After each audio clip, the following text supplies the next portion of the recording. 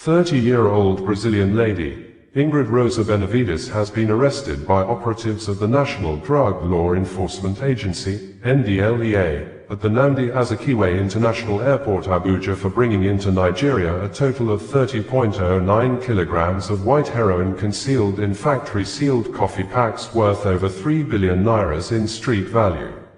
The suspect, who works as a private security officer in Brazil, was arrested at the Abuja airport on Friday, the 23rd of January 2026, upon her arrival on a Qatar Airways flight QR1431, following processed intelligence.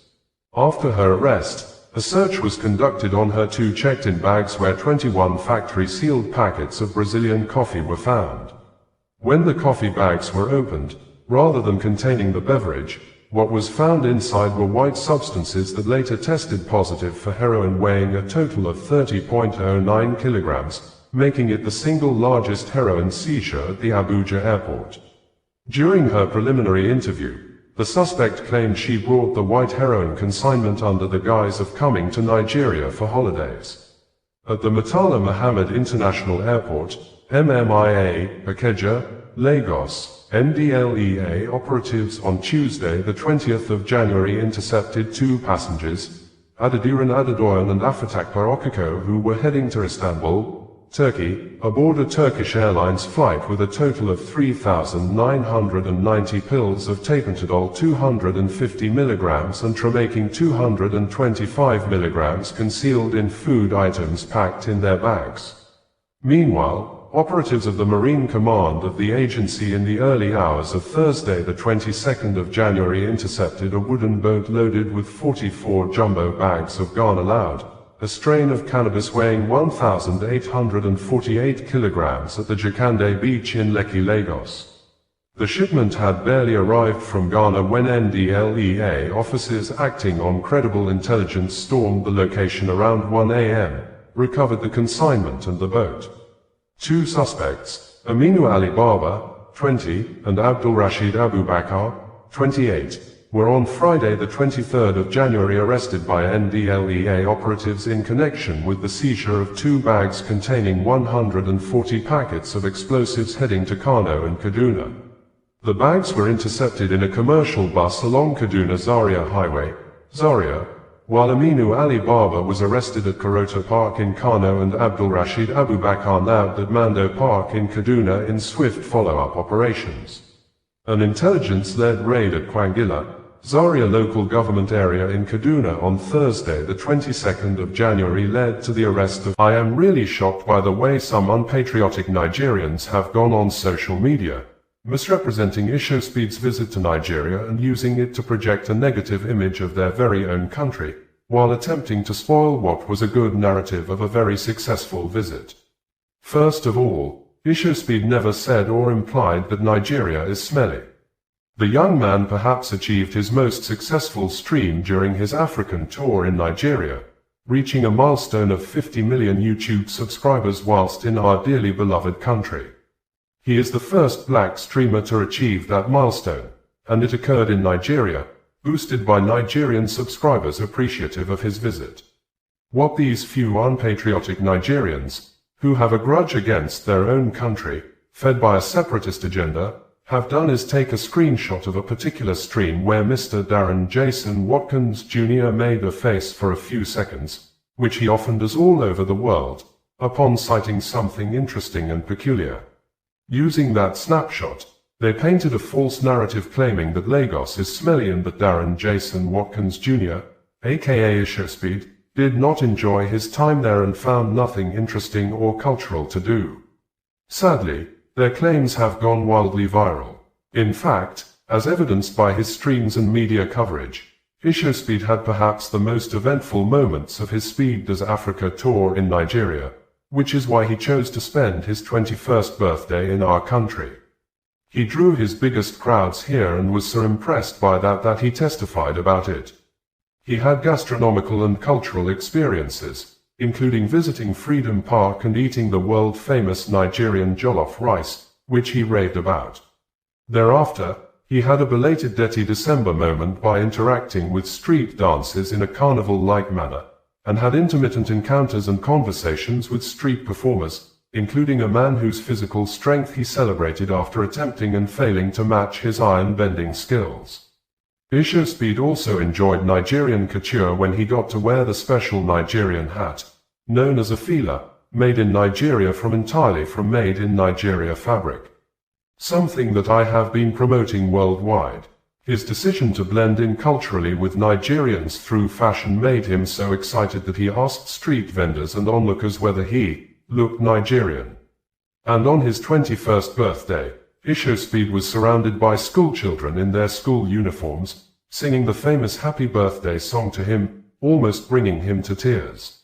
At Freedom Park, Ishospeed interacted with various Lagos street performers, who taught the quick learner several dance steps particularly suited to the Nigerian music genre of Afrobeats that has taken the world by storm. Ishospeed then visited Abubakar Malami, a former Minister of Justice and Attorney General of the Federation who was in office from November 2015 till May 2023 when the then President Muhammadu Buhari completed his 8 years tenure in office, under which courts of competent jurisdiction granted several detained Nigerians bail, but the Buhari government refused to release them and even rearrested some of them after they had perfected their bail conditions. The then Minister of Justice, Abubakar Malami, who was saddled with the responsibility of protecting citizens' rights, came out openly and apparently justified the violations of court orders by the then Buhari-led government, and during the administration of President Muhammadu Buhari, Abubakar Malami frequently defended the actions of the government's refusal to obey court's orders of bail granted to high-profile individuals by asserting that national security and public interest superseded individual rights. Some of the high-profile individuals included Colonel Sambo Dasuki, the former National Security Advisor in the era of President Goodluck Ebele Jonathan, who was held for 4 years from December 2015 to December 2019. Despite being granted bail by at least 4 different Nigerian high courts and the ECOWAS court, he was repeatedly rearrested by the Department of State Services, DSS, immediately after fulfilling bail conditions. Sheikh Ibrahim El-Zakaki and his wife Zina, detained from December 2015 until they were released in July 2021, were refused bail after federal court declared the detention illegal in 2016 and ordered their release by January 2017, but the government under which Abubakar Malami was a justice minister did not comply, until they were eventually acquitted of all charges by a Kaduna State High Court in 2021. Also, Omiyele Sowore, an activist and a journalist who is the founder of Sahara Reporters News Media, remained in DSS custody for several months in 2019 despite fulfilling bail conditions set by Justice Ijeoma Ojukwu. He was rearrested within the courtroom just 24 hours after a temporary release. Nnamdi Kanu, the convicted and jailed indigenous people of Biafra, IPOB leader, was refused bail during his initial trial in 2015. President Buhari then publicly stated during a media chat that Kanu, among others, would not be allowed to go on bail due to the nature of their alleged crimes, despite court rulings. In addition, was Navy Captain Dada Labinjo, who was detained by the Nigeria military from September 2018 until at least late 2019, despite a federal high court order for his release, and during these periods, Abubakar Malami provided several justifications for these detentions. Most notably during his 2019, Nigeria military authority has confirmed the death of 5 soldiers and 1 police officer in an ambush launched by terrorists on Monday at Gidan Wagni area of Zamfara state. The incident may be a reminder of incessant cases of high rates of Nigeria losing its soldiers and other security operatives in ambush, especially as observed as a worsening situation in the year 2025. With the ambush of army barracks and killing of the men of the Armed Forces of Nigeria, AFN, by terrorists in large number began as early as January 2025. It may be recalled that in January 2025, terrorists launched an attack on the 149 Battalion in Malam Fatori, Borno State, leading to the killing of over 20 military personnel, including a battalion commander and senior officers. Within the first quarter, a careful review of news reports showed that more than 100 Nigeria soldiers were reportedly killed in the first quarter of 2025 by terrorists, mostly in ambush. In June 2025, terrorists' attacks on 3 army bases in central and northwestern Nigeria resulted in the killing of at least 17 soldiers. And in September 2025, a major ambush on the Baga-Maiduguri road was reported, where at least 40 soldiers were killed and 65 went missing. While in October 2025, at least 4 soldiers were killed in a Boko Haram ambush in Borno State, while another encounter in Kumshe resulted in 1 soldier killed, and by November 2025, the Nigerian army confirmed the death of Brigadier General Musa Uba and 2 other soldiers following an ambush by ISWAP terrorists near Wajiroko town in Borno State, which some local media reported that several soldiers were killed during the ambush. Even some of the local media stated that those who escaped the ambush, like the Brigadier General, were traced and killed by the terrorists apparently after hours of no rescue or prompt reinforcement by the Nigeria military authority. According to Captain David Adewusi, the media information officer of Operation Fansanyama, the 5 soldiers and the police officer were killed while the troops were returning from a successful operation and responding to a distress call of terrorists' attack in a community in Zamfara state. In his words, Captain David Adewusi said, "Troops of Operation Fansanyama, OPFY, Joint Task Force Northwest, have demonstrated exceptional bravery, professionalism, and resilience following a terrorist ambush along the Bingi-Kekan-Waje-Gusau Road in Zamfara State on the 19th of January 2026. The ambush followed a series of successful offensive operations conducted from 17 to the 19th of January 2026, when troops of Sector 2 OPFY, in conjunction with Peter Obi, the former Anambra State Governor and last presidential candidate of the Labour Party in the Nigeria 2023 general elections, has insisted that the 3 brothers among the 12 persons that died as a result of fire that engulfed the 25-story building of Great Nigeria Insurance House Plaza at Balogun Market in Lagos Island on Christmas Eve, called for help for days with no emergency response from the government under the leadership of President Bola Ahmed Tinubu, saying, the 3 siblings, Mr. Stephen Onyeka Omatu aged 40, Mr. Kazmir Nabuk Omatu aged 39, and Mr. Collins Kenechukwu Omatu aged 37, for days, sent distressing pleas for help while trapped in the building, yet there were no emergency services to rescue them. Several days passed in the rubble before their bodies were finally recovered, several days of unanswered calls, of a system that failed them at the moment they needed it most."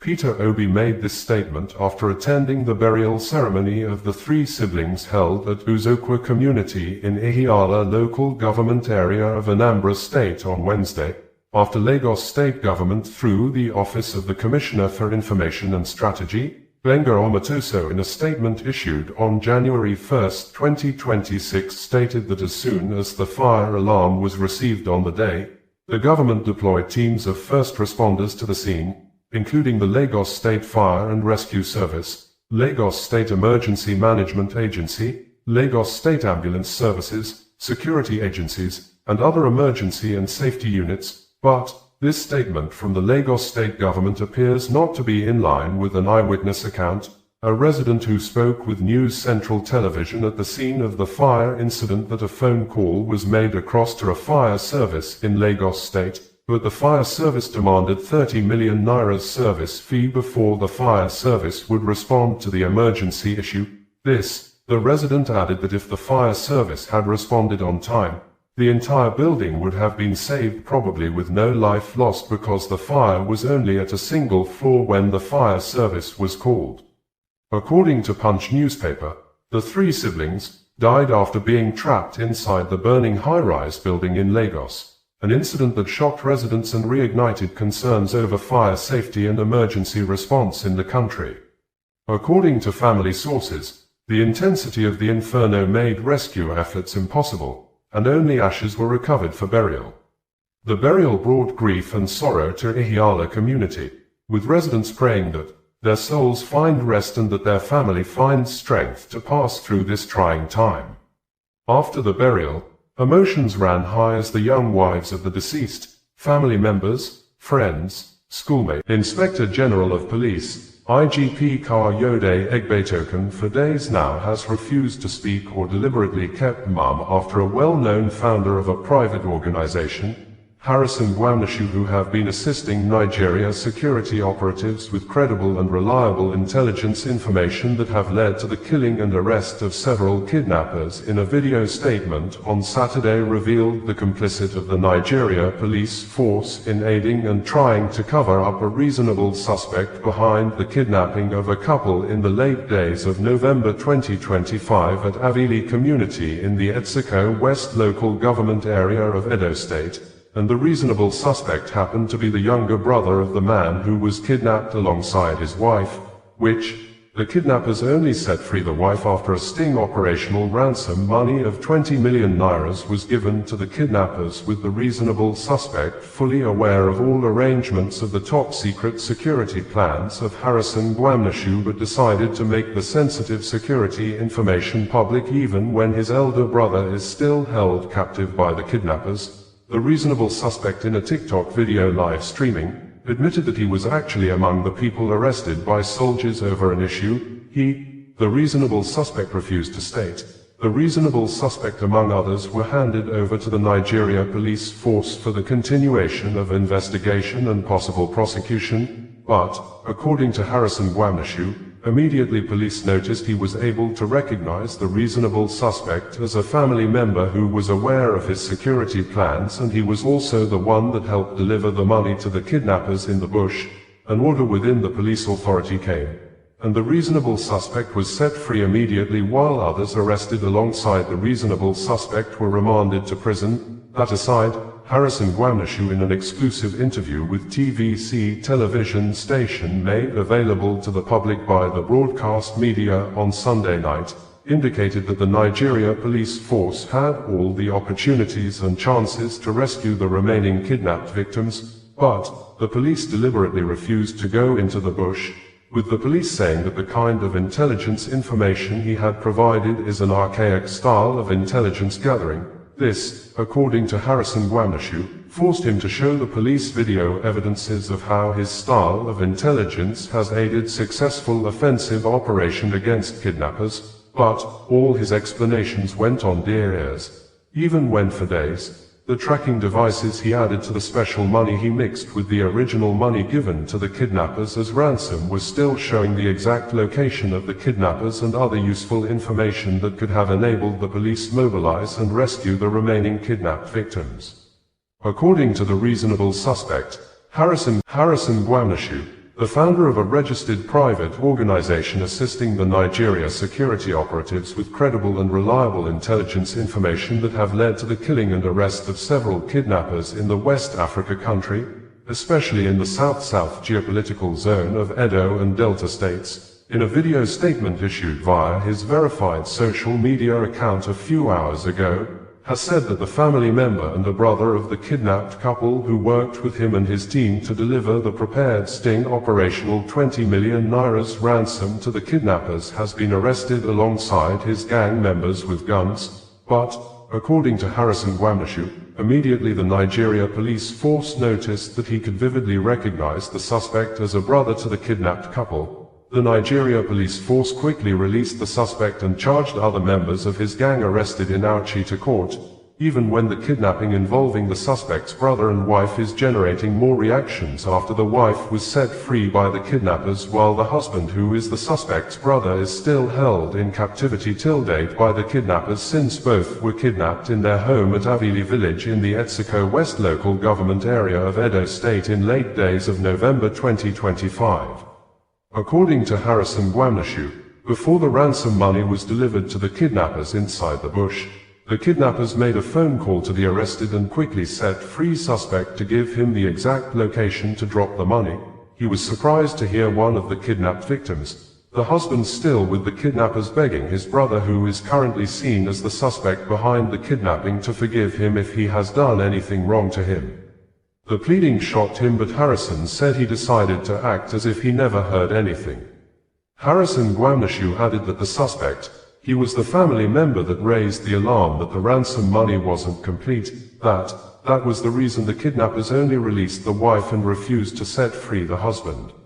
Stating clearly that everyone who participated in taking the money to the kidnappers affirmed that the kidnappers never counted the money.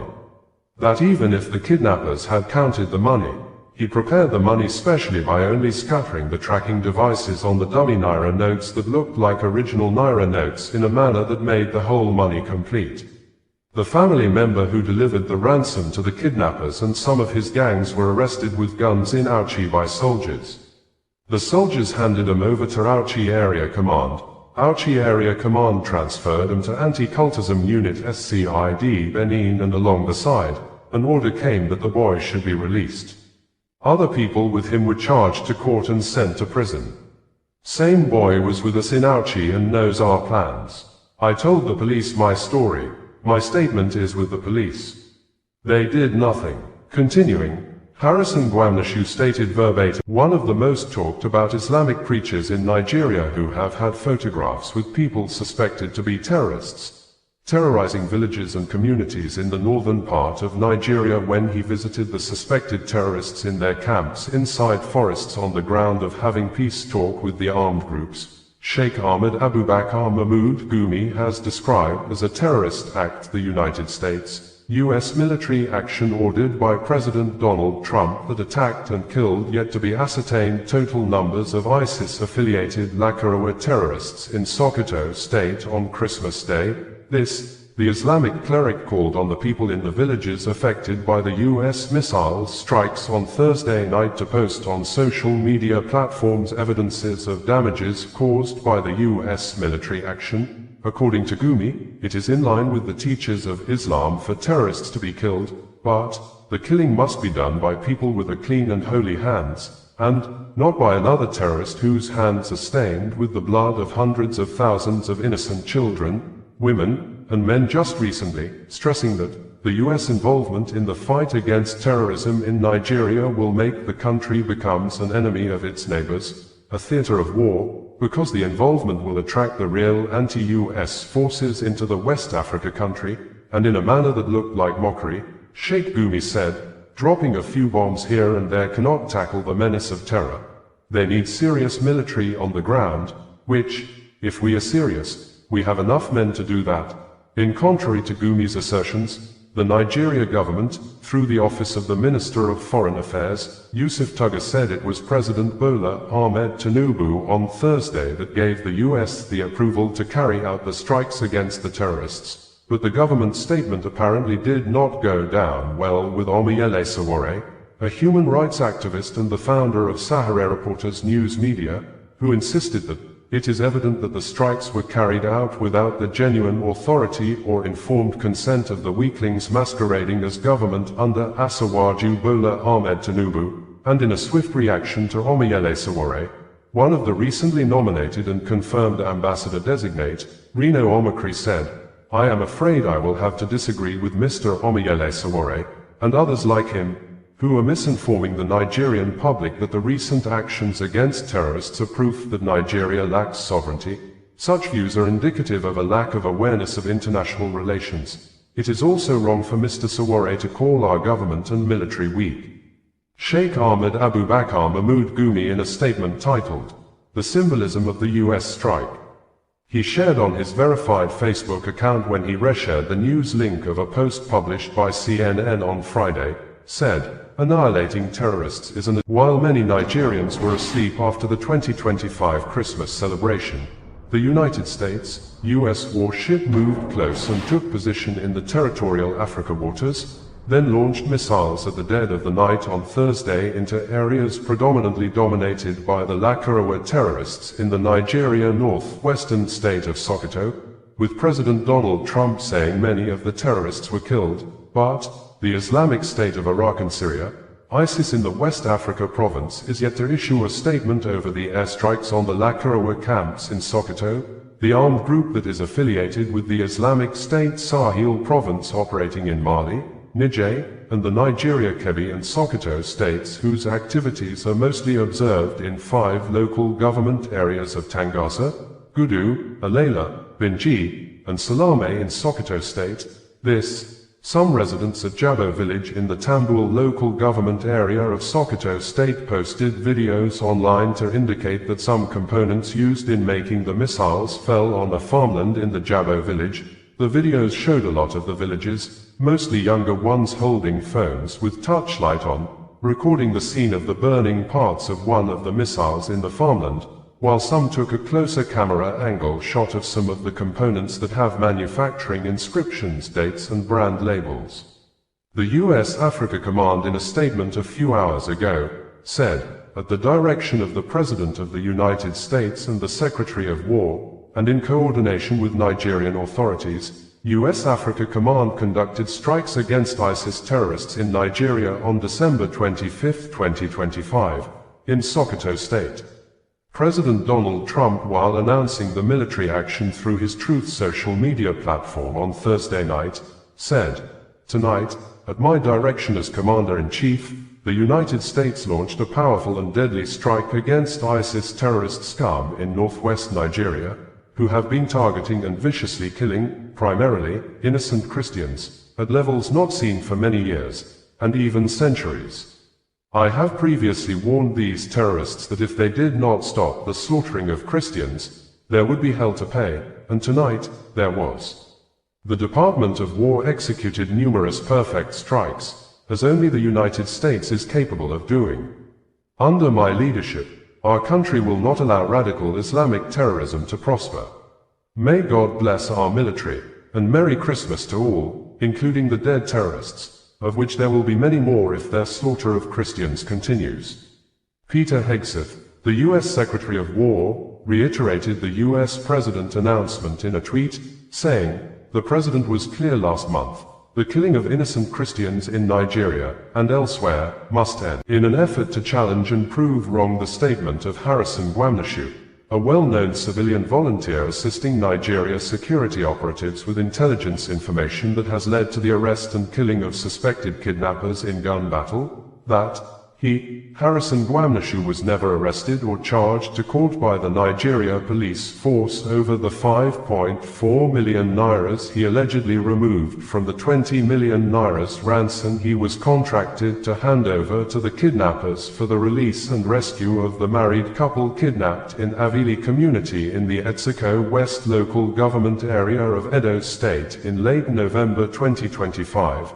A leading Nigeria social media influencer and human rights activist, Martins Vincent Otts aka Veridarkman, on Tuesday night took to his social media pages and presented an apparent questionable court document, probably with malicious intent to manipulate and mislead unsuspecting members of the public in order to malign the character of Harrison Gwamnashu. In the court document presented by Veridarkman, the alleged charge serial numbers were covered with a colored ink. No date of court sitting was written on the court document. The document indicated that the alleged 3-count charges were drafted and signed on the 18th of December 2025, a day before Harrison Gwamnashu was asked to go home from the police custody on December 19, 2025, while awaiting the advice of the Department of Public Prosecutor, DPP, on the matter. And the apparent fraudulent court document did not show the officer or the person responsible for the court count charges, and Veridarkman apparently in a manipulative manner did not show the full signature and any name of the officer who authored the alleged court charges. Veridarkman claimed in the video that the prosecutor wanted Harrison Gwamnashu jailed for 6 months, but the judge he identified as Justice Etinosa Adekombi allegedly on her personal consideration, because of the Christmas and New Year season and public intervention, decided to grant Harrison Gwamnashu bail. Harrison Gwamnashu says he was never arrested by the police or charged to court as speculated in the public spaces over the 5.4 million nairas he allegedly removed out of the 20 million nairas ransom he was given to hand over to kidnappers, and as well apparently used the money as a bait to stage sting operation for the release and rescue of the husband and wife simply identified as Mr. and Mrs. Ibrahim, kidnapped in Avili community in the Etsiko West local government area of Edo State, which generated public reactions after the kidnappers set free the wife and kept the husband in captivity on the ground that the money given to them was not complete. and some persons who have access to the apparent sensitive security information went public to create an impression as if Harrison Guamnashu stole part of the ransom money.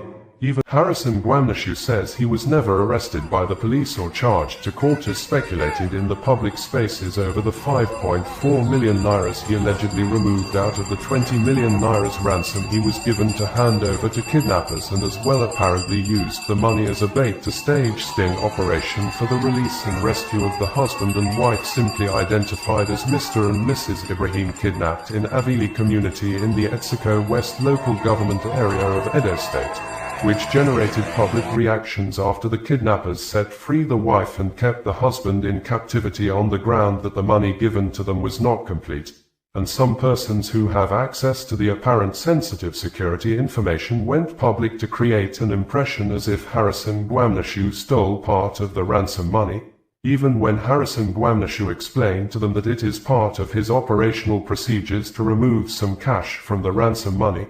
His explanation apparently went on deaf ears, and people who may be best described as mischief makers took advantage of the issue to call Harrison Guamnashu names and reopen his alleged past deeds in a prejudiced manner to cast aspersions on him, even when they knew that Harrison Guamnashu has a long history with video evidences of assisting security operatives to rescue kidnapped victims, and in some cases, the total money paid as ransom are recovered and returned to the victims' families, and the sting operation usually leads to the killing and arrest of the suspected kidnappers. This, according to Harrison Guamnashu in a statement he issued through his verified Facebook account some hours ago.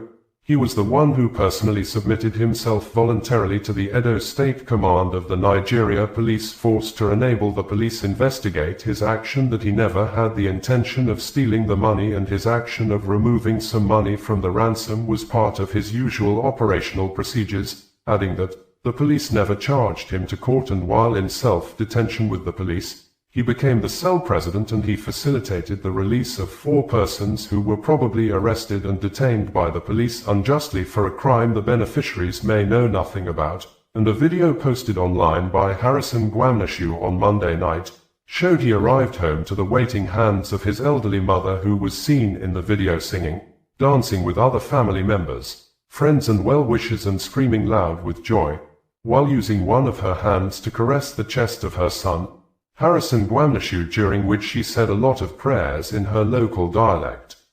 In his words, Harrison Guamnashu said, "I did not return alone. During my time in custody, I became the cell presido, OBJ, and later handed over that responsibility to a young man, Honor Abba, who had also been unjustly arrested and detained. While there, I quietly supported the release of 4 individuals who were barely 1 month after terrorists invaded the Christian school on November 21, 2025 and kidnapped over 230 school children at the St. Mary Catholic Church School in Papri Town in Niger State. The Nigeria government, under the leadership of President Bola Ahmed Tinubu, has announced the complete release of all the abducted church school children by the terrorists. According to the presidential spokesperson, Bayo Onanuga, the terrorists released the kids based on intelligence-driven operations, but some Nigerians who took to the comment sections of the presidential spokesperson on social media said the government should come out clean and tell the public the truth that it paid money as ransom to the terrorists to secure the freedom of the kids, stressing that terrorists don't release kidnapped victims for free. Bayo Onanuga, the presidential spokesperson, had said in a statement he issued and made available yesterday that the remaining 130 school children abducted by terrorists at St. Mary's Catholic School in Papri, Niger State, on November 21st, have now been released. They are expected to arrive in Minna on Monday and rejoin their parents for the Christmas celebration. 100 were released earlier by the terrorists, taking the total of freed students to 230. The freedom of the school children followed a military intelligence-driven operation. Some social media users who are apparently Nigerians took to the comment sections of the presidential spokesperson post both on Facebook and X social media platforms and expressed themselves over the new developments, some of which are presented verbatim below. Rilwan Ibrahim said, "Released not rescued. Kidnappers don't release captives for free. In all thank God for their lives. Femi Adeboye said. So what happened to their abductors? Were they engaged in the way they understand, or they were released after monetary negotiation? We thank God for the release of these children. At the same time, what happened to the abductors? Akingbade Aganbiade said, military intelligence-driven operation. As how many bandits did they arrest? Banki Alesh said, a wheeler-dealer government of no direction will never say the truth. Only God knows how much ransom was paid from the hard-earned resources or borrowed funds of this country.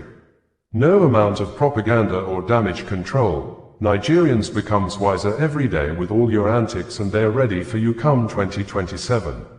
Roscoe Oko said, Sir, with all due respect, do the terrorists release them unconditionally or your government paid ransom? Joke Megamixer stated, the presidency celebrates a military intelligence-driven operation for the Papri release, yet says nothing about the fate of the abductors. Bring you the news in a more digital way.